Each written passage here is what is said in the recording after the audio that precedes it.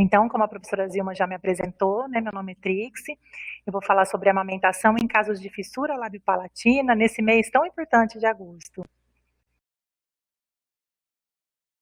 Então, inicialmente, vou me apresentar. Eu sou fonoaudióloga pela USP de Bauru, e não foi por acaso, porque ali eu tive o ingresso no Centrinho, que é o Hospital de Reabilitação de Anomalias Crâniofaciais, onde eu pude fazer aprimoramento, mestrado e doutorado, e ter uma experiência inicial com fissura. E depois eu trabalhei nas subsedes de São Bernardo do Campo, do Centrinho, onde com a minha amiga fonoaudióloga Itálita eu aprendi muito, ela até é uma referência dessa aula, sobre bebê e amamentação em bebês com fissura lábio-palatina, que é nosso tema. Sou professora na UFES aqui e tenho um projeto de pesquisa e extensão nesse tema, que eu amo muito, e estou na coordenação do curso de fono. Já aproveito para mandar um beijo para todos os meus alunos, que eu estou morrendo de saudade. Então, como eu já disse no início, nós estamos num mês muito lindo, o agosto dourado, onde nós incentivamos o aleitamento materno. Mas aí a gente para pensar. E na fissura lábio-palatina, é possível nós incentivarmos o aleitamento materno? Quais são as possibilidades nesses casos tão específicos? A gente tem que voltar um pouco no tempo e pensar, antes ainda do bebê nascer, como é que foi esse diagnóstico, como é que a mãe soube lidar com isso? Porque não é um bebê esperado que nasceu ou que vai nascer, é um bebê com uma malformação importante, é um bebê que requer sim cuidados especiais. Então, como será que essa mãe lida com isso? O choque, o luto, né, e todas as fases vivenciadas do luto pela mãe podem se dar tanto quando o diagnóstico é dado na ultrassonografia, quanto ao nascimento. Nós sabemos que na ultrassonografia é possível ver as fissuras de lábio, porque se observa uma descontinuidade do mesmo. As fissuras de palato, ou a parte do palato envolvida numa fissura de lábio e palato, só é observado ao nascimento. E muitas vezes também, mesmo que possa ser observado no ultrassom, pode ser que não tenha sido pesquisado exatamente esse aspecto, e a mãe só descubra ao nascimento. Então, como foi isso para a mãe? Como que ela está passando por essas fases? Por isso que é importante, quando possível, o diagnóstico na época do ultrassom, para a gente poder já começar a fazer uma orientação para essa mãe. E aí, como eu disse, né, as fissuras que a gente observa ali no ultrassom são as fissuras que têm descontinuidade. Então, o que seria essa descontinuidade? Na verdade, a fissura nada mais é do que uma falta de fusão dos processos embrionários no primeiro trimestre da gestação. Então, de 1 a 3 meses de vida, esses processos embrionários, eles têm que se fusionar. No momento que não acontece esse fechamento, fica então a fissura, ou fenda, que pode ser de lábio, palato ou lábio-palato.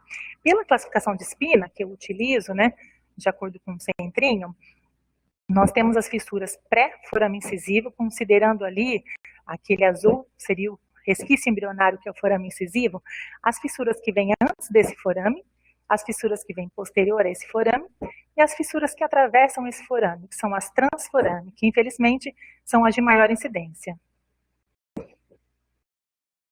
As fissuras pré-forame incisiva, elas podem envolver o lábio, ou o lábio e o rebordo alveolar. E elas podem ser uni ou bilaterais, completa, então, se envolver o rebordo alveolar, ou incompleta, se envolver só o lábio. Existem também as fissuras medianas, que são mais raras e podem vir com outros comprometimentos, como neurológicos ou dentro de síndromes. As fissuras de palato são as fissuras pós-forame incisivo. Então, ali elas podem acometer a úvula, palato mole e úvula, ali na cor mais alaranjada, ali na cor branca o palato duro, e esse palato duro pode ser acometido parcial ou totalmente. E ali naquela figura abaixo a gente vê uma fissura submucosa, que como o próprio nome diz, ela está acontecendo abaixo da mucosa, né, atrás da mucosa. Então a mucosa está fechada e a musculatura do palato está aberta. Então essa fissura só vai trazer complicações ou implicações se ela tiver sintomas. Então, se ela for assintomática, ela é apenas um palato diferente. E as fissuras, então, transforame incisivo. Elas são, a gente olhando, a gente já vê que elas são de maior impacto estético, né? Mas também são de maior impacto funcional e maior dificuldade na reabilitação. E elas já são completas, elas podem ocorrer também de um lado ou dos dois lados, e também podem, mais raramente, serem medianas. Também existem as fissuras raras da face, que eu não trouxe aqui hoje, né, para a gente contemplar aquelas que são mais comuns. Então, o que é possível em uma amamentação de um bebê com fissura de lábio? Então, quando a gente para pensar que o palato está íntegro, por que não esse bebê mamar no seio? Então, ele tem toda a possibilidade do aleitamento materno exclusivo no seio, então nas fissuras pré-forame, fissuras de lábio, mesmo que sejam completas, né? E tem uma figura, por exemplo, incompleta. Então, como que a mãe vai fazer esse ajuste?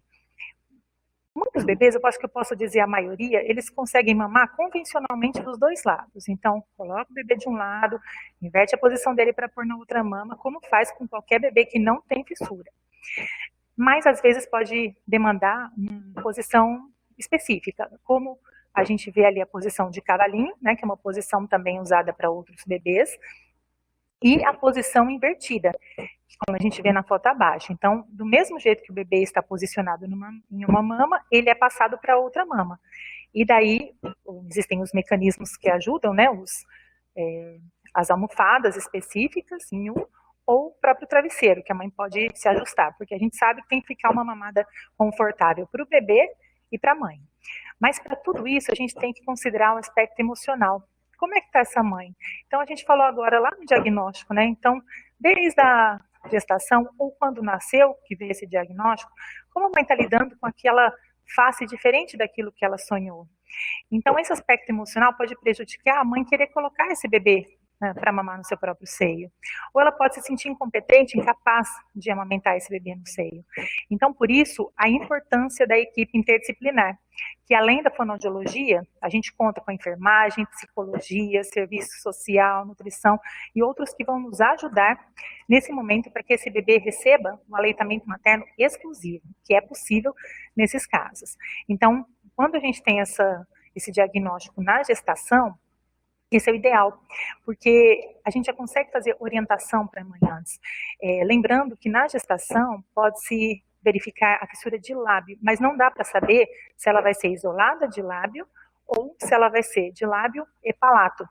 Porque se a gente orientar a mãe que ela pode mamar no seio porque é só de lábio, isolada de lábio, e chega quando nasce, ela é uma fissura de lábio e palato, e a mãe tentar somente no seio, essa criança vai perder peso, vai chegar a desnutrir.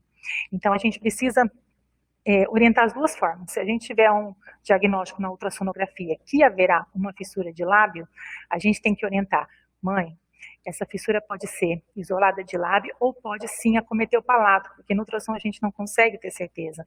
Então, a gente, caso seja isolada de lábio, é possível amamentar no seio. Caso envolva o palato, são outras orientações que eu vou passar daqui a pouco para vocês. Dentro das fissuras de lábio, a gente tem as completas. Essas completas envolvem lábio, palato, e quando forem bilaterais, principalmente, tem mais espaço para uma maior ingestão de ar. Então, esse bebê ele pode ficar incomodado durante a mamada. Então, qual que é a solução? Colocá-lo para rotar mais vezes do que colocaria um bebê sem fissura. Então, essa eructação durante as mamadas, ela é mais frequente no bebê com fissura de lábio, mas ele pode mamar no seio e fazer essas paradas, né, para eructação. Mas aí vem a fissura de palato. Então, por mais que eu tenha um bebê que tem fissura e ele não tem nenhum problema neurológico que impeça ele de fazer os movimentos da sucção e o controle neurológico da mesma, ele tem dificuldade aqui em manter a pressão intraoral necessária para a sucção. Então, são raros os casos de bebês com fissura de palato ou lábio palato que conseguem um aleitamento materno exclusivo, porque eles extraem pouco leite. Eles ficam tentando e começam a ficar cômodos. Como que a criança fica quando ela tenta mamar e não consegue? Eles ficam irritados, eles desistem. Mesmo que depois você venha com outro utensílio, eles já estão irritados porque eles não estavam conseguindo mamar. É importante sim que o bebê tenha o contato com o seio, mas ele não pode ficar muito tempo ali tentando e não conseguindo. ele precisa ganhar peso. E muitas vezes, quando eles tentam e não conseguem, eles dormem, né, eles cansam, e eles precisam de ganhar peso. Primeiro, claro, pela saúde, segundo, eles precisam ganhar peso para a cirurgia, né? E agora, o que a gente vai usar de utensílios nesses casos? Então, tem aqueles utensílios que não são indicados para fissura. Como o copo. No copo a gente sabe que o bebê está sorvendo leite, não está sugando. O conta-gotas, ou até uma seringa que às vezes a mãe usa e não consegue dosar a quantidade de leite que ela está colocando. E o bebê pode coordenar ou ingerir menos quantidade do que o adequado. E ali eu lembrei do finger feeding, da sonda-dedo, que é algo muito interessante na translactação, mas que no bebê com fissura não dá para usar. Por quê? Porque ele não consegue fazer a pressão para a sucção. Por mais que ele tenha o movimento, ele não consegue a pressão. E não tem como a gente facilitar a sonda para que ele sugue melhor. Então, esses utensílios, eles não são indicados para fissura, para amamentação do bebê com fissura. E aí, por mais que a gente, né, quando a gente pensa em aleitamento materno, a gente se preocupa, a gente pensa, nossa, será que a gente vai falar agora de mamadeira? Para o bebê com fissura, o ideal é que o leite materno seja colocado numa chuquinha. Então, quando ele é recém-nascido, essa chuquinha, que é o que está marcado em azul ali à direita, esse bico da chuquinha, ele é o mais aceitável, é o mais adequado para o bebê com fissura. Então, é a chuquinha da Lilo, uma madeira que ela é barata, ela não é cara, ela é de látex, por isso ela é mais macia e mais fácil do bebê manipular, né, do bebê conseguir extrair o leite, e também, quando necessário, que é o que a gente vai falar agora, aumentar um pouco o furo dessa mamadeira. E essa chuquinha, para quem já conhece, ela só suporta 60 ml, né? Só cabe em 60 ml. Então, a mãe fala, nossa, deu certo com a chuquinha, mas já estou tendo que, enquanto eu estou fazendo a segunda chuquinha, ele já está chorando. Então, eu falo que a evolução desse bico seria o bico natoforme, que é o que está à esquerda dele, no canto esquerdo. Ele tem o mesmo formato, então a adaptação é mais fácil para o bebê depois que ele sai da chuquinha da Lilo. E a manipulação desse furo, desse bico, é a mesma também que nós faríamos na chuquinha. E aí vem a parte, acho que mais importante e mais difícil da gente acertar na amamentação com a chuquinha e depois com essa mamadeira natoforme, né, com esse bico natoforme, é o furo. Então, o que acontece com o furo? Ele não pode ser tão grande que o meu bebê engasgue ou eu desenvolva um refluxo gastroesofágico. Ele não pode ser tão pequeno que o bebê mame e perca muito mais caloria do que ganhe peso. Então, ele se cansa facilmente, ele desiste, ele dorme e às vezes a mãe acha que ele está saciado porque ele dorme, e na verdade não é isso. Na verdade, ele está cansado de tentar. Isso pode envolver até uma rejeição ali à mamada, né? Então, como que aumenta-se esse furo? Normalmente, nós esquentamos um clipe, né? Esquentamos ele no fogão, a gente orienta para a mãe esquentar e colocar no furo. O ideal é que, se a gente puder fazer isso em consulta, seja sempre melhor do que a gente orientar para a mãe fazer isso em casa. Por quê? A gente precisa ver depois como é que ele está mamando, né? E com esse furo aumentado, que geralmente a gente fala 1 milímetro, a gente vai fazer um novo teste. Inicialmente, a orientação mais adequada é pegar a chuquinha e testar ela sem aumentar o furo. Por quê? Porque depende da sucção do bebê, depende do tamanho que ele veio de fábrica, esse furo. Então, tenta-se primeiro sem aumentar o furo e vendo-se como está essa dificuldade, aumenta-se o furo gradativamente, conforme a necessidade do bebê. A gente vai falar assim, o que mostra pra gente que o bebê está mamando bem? Acaba sendo o tempo da mamada, né, que não pode ultrapassar 30 minutos, e a quantidade de leite que ele está mamando ali. A gente consegue saber que ele está numa mamada boa, sem engasgos, sem nada que prejudique o bebê, sem cansaço também, né? Então, o que a gente precisa é acertar esse furo do bico da mamadeira. Nas fissuras unilaterais, é possível usar o bico ortodôntico. Ali na figura, né, entre os dois bicos, a chuquinha e o natoforme, a gente tem ali um bico ortodôntico, que é de látex, né? Mas não é comum encontrarmos. Eu lembro quando eu trabalhei na Funcraft, que a gente ganhou uma doação de bicos lá da Alemanha desse formato, porque no Brasil é tudo silicone, né? E o silicone ele é muito duro. Ele é duro para que o bebê extraia o leite, o bebê com fissura, e também ele é mais duro para aumentar o furo. Na verdade, impossível de aumentar o furo, né? E o látex nos permite isso, porque a gente quer uma mamada o quê? Uma mamada confortável, uma mamada adequada e sem que a gente crie um problema que o bebê nem tinha, como um refluxo. E esse bico, o bico da cuca que a gente vê em silicone, ele é diferenciado, tá? Apesar de ele ser mais caro, né? Ele é um bico diferente. Então, o que ele tem de especial? Ele é de silicone, mas ele tem um furo maior. Então, um furo para líquidos engrossados. Então, fica mais fácil para o bebê utilizar porque o furo é maior. Então, por isso que ele também pode ser indicado. Tá? Mas eu já digo que a preferência dos bebês é a chuquinha da Lilo com o nascimento. E a gente falou, mas a gente acabou de falar de mamadeira, né? Então, o que a gente está falando sobre o leite materno? É muito importante a participação do banco de leite, a orientação da mãe para a ordenha, porque a gente precisa do leite materno. Como é que ele vai ser oferecido? Vai ser oferecido na chuca? Ok, mas essa mãe tem que tirar o leite. Claro que a gente respeita todo aquele início, se o leite da mãe secou. Por isso que a gente tem que ter esses outros auxílios, né? Como eu disse, a gente tem o banco de leite, a gente tem as orientações à mãe, a gente tem a psicologia ajudando a mãe desde o início, assim que tem o diagnóstico, né, como um procedimento adequado. Por quê? Além de todos os benefícios que nós sabemos do aleitamento materno, que essa semana, né, a gente vai ver muito sobre isso, também tem a redução das otites de repetição. Então, o bebê com fissura, ele tem um músculo aberto. Esse músculo ele não vai só interferir na amamentação, na fala, ele também permite que secreções ou até o próprio leite escoem para o ouvido. Então, é comum que o bebê com fissura, ele tenha otites. Então, o leite materno, ele reduz essa chance. Então, ele tem ainda esse benefício adicional no bebê com fissura. Outra coisa, quando o bebê está mamando, mesmo que a gente tome todos os cuidados, né, e tem um furo adequado, um bico adequado, pode ter um refluxo nasal. Então, o leite voltar pelo nariz. Claro que ele vai voltar em grande quantidade se o leite estiver sendo ofertado de forma inadequada, né? Jorrando aquele leite. Mas, de qualquer forma, isso pode acontecer sim, porque o palato está aberto. Pode acontecer durante a mamada, um pouquinho após a mamada. Então, pode ter esse refluxo do leite. E quando ele passar pela cavidade nasal, ele vai causar uma irritação e pode causar uma inflamação com o passar do tempo. Então, nesses casos, que a gente lembra da diferença do leite materno. O leite materno causa muito menos irritação com essa passada pelo nariz. Então, essas orientações são importantes da mãe saber, porque isso vai dar força para ela, para que ela tente a ordenha, né? Mas isso a gente não consegue fazer sozinho, né? Então, a gente precisa, sim, dos outros profissionais envolvidos, ajudando a todo momento para que essa ordenha seja possível e a gente garanta o máximo de tempo de aleitamento materno com o leite materno, mesmo que na mamadeira, para o bebê com fissura de palato.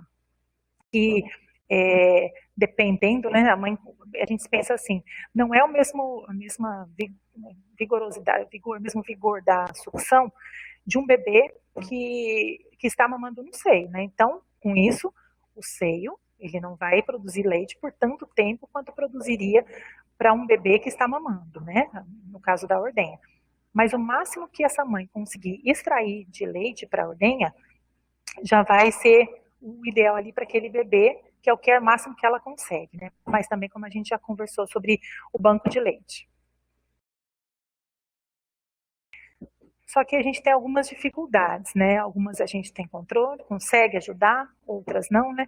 Como o aspecto emocional da mãe, o contato da mãe com esse bebê, como é que ela lida com isso, né? Ela tem muito medo de que aconteça alguma coisa, ela relata muito medo de morrer. E ali eu coloquei aqui 3 pilares ali de uma pesquisa feita com a Fernanda, que acho que até está assistindo aqui a palestra, que é esse medo que elas têm inicial, né? Então, o que você tem medo na amamentação do bebê? Então, inicialmente, medo de engasgar, de parar de respirar, ainda mais quando sabe que esse leite pode voltar pelo nariz, e de não ganhar peso, que indiretamente também, né, envolve desnutrição e até morte. Então, em tudo isso, a gente precisa ter o quê? Uma boa orientação, um bom encaminhamento nosso para os profissionais e um bom acolhimento da mãe. Eu acho que o acolhimento é um dos aspectos mais importantes no início, mostrando também que existem outras mães que passam por isso, existem outros casos muitos casos que tiveram sucesso na amamentação, colocar essa mãe em contato com outras mães que já amamentaram, para ela não se sentir sozinha. Então, acho que isso é fundamental para tirar esse medo. Geralmente, o maior medo que a gente tem é quando a gente não conhece alguma coisa, né? Então, quanto mais conhecimento tem, que não seja, né, por Google, porque eles começam a ver e veem síndromes importantes, veem disfagia, e aí eles ficam preocupados, não sendo assim, sendo pelo profissional da saúde a melhor orientação possível, isso vai acalmar o coração dessa mãe e ajudá-la nessa amamentação. Outro problema é, sim, o refluxo, ou chamado de regurgitação nasal, porque volta pelo nariz, né? Algumas mães, elas ficam impactadas com isso, depois se acostumam, mas muitas vezes só elas conseguem dar a mamadeira para o bebê, porque um outro cuidador não consegue. Só lembrando, quando a gente fala de mamadeira, a gente pensa, nossa, é questão odontológica, né? Mas essa mamadeira, ela vai ser tirada no momento da cirurgia de palato, que é por volta de 1 ano. E o ideal é que não retorne o uso da mamadeira, já passe para os outros instrumentos, já passe para o copo. Então, dessa forma, minimiza os problemas odontológicos, né?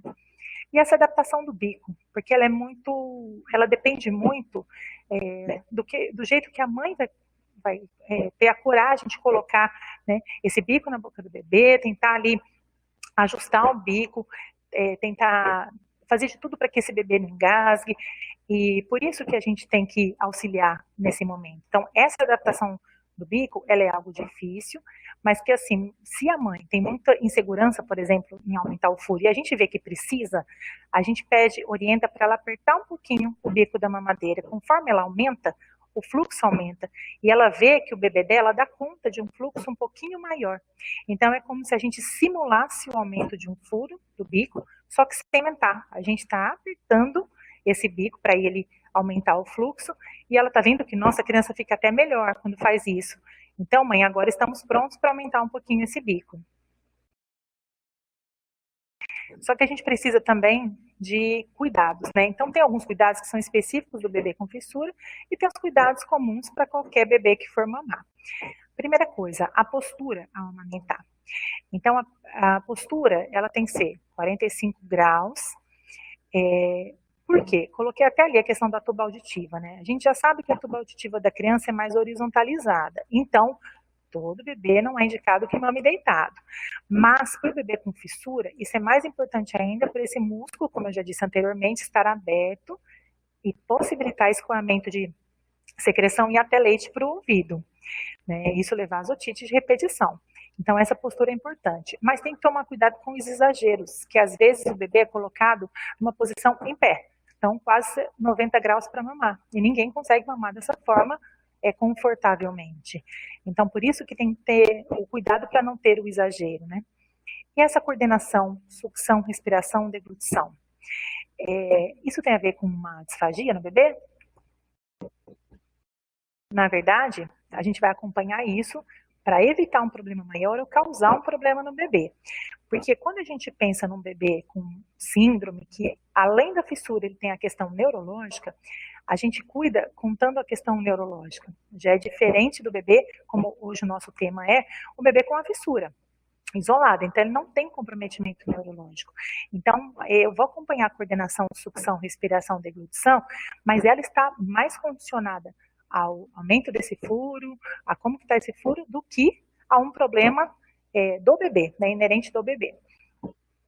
Então, como eu já disse, né, um cuidado é o bico, o tamanho do furo, que acho que quem trabalha com isso é o que mais a gente se preocupa.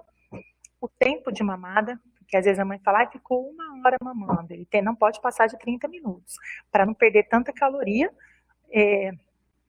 e assim não ganha peso, né? Ele fica tanto esforço fazendo. A quantidade de leite, às vezes a mãe fala, mamou 30 minutos, mamou 10 ml. Então não é isso, a quantidade está errada, porque a adaptação do bico está errada. Então, os 10 ml ele mamou e dormiu porque está saciado. Não, ele está cansado.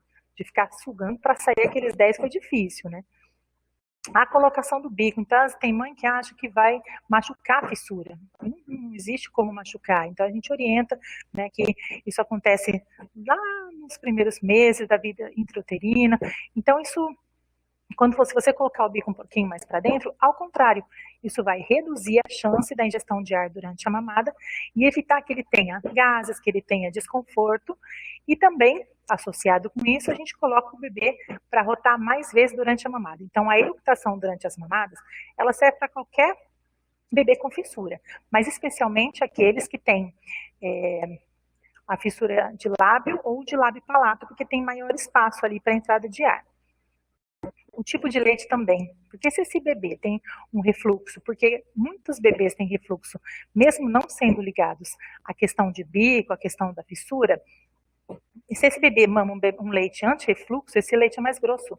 Então, se ele é mais grosso, eu não posso manter aquele furo que eu coloquei para um leite simples, né? Então, o leite foi trocado. Então, eu preciso adaptar esse bico, esse furo, para que ele consiga fazer a ingestão. Senão, fica parecendo quando a gente vai, por exemplo, ao McDonald's, que a gente suga aquele milkshake, né, que quase não sai. Então, é esse esforço ali, o bebê fazendo com aquele leite grosso. Por isso que a gente tem que fazer as adaptações. Perdão. E essa presença de refluxo. A gente tem que investigar o refluxo, encaminhar, né, para investigação no caso, mas a gente tem que entender que ele pode ser do bebê, existem bebês com refluxo, mas ele pode ser causado por nós, ou por quem estiver cuidando, se colocar um volume, um fluxo de leite muito grande. Então, todos esses cuidados, eles são importantes na amamentação do bebê com fissura, porque a gente quer uma momento de amamentação confortável, né, prazerosa, segura, com uma mãe que esteja bem, esteja segura do que está fazendo, e para esse bebê ter o quê? Qualidade de vida e poder ganhar peso para fazer a sua cirurgia. Essas são as referências mais utilizadas, né, aqui no trabalho. E eu termino com uma frase, lembrando que o primeiro passo no tratamento de fissuras, de indivíduos com fissura lábio-palatina, é o amor. Em seguida, o conhecimento e, como consequência, a dedicação. Por quê? Se você gosta daquilo que você está fazendo, você procura saber mais e aí você se dedica. E se você tem amor, conhecimento e dedicação, você, como fonoaudiólogo, como profissional da saúde que vai atender esse bebê, você vai fazer isso da melhor forma possível. E você vai ganhar, vendo o resultado do seu atendimento, ele vai ganhar, a família vai ganhar, e tudo isso vai levar ao sucesso do tratamento. E é isso que eu desejo a todos que estão trabalhando com esse tipo de população, né? Sucesso no tratamento.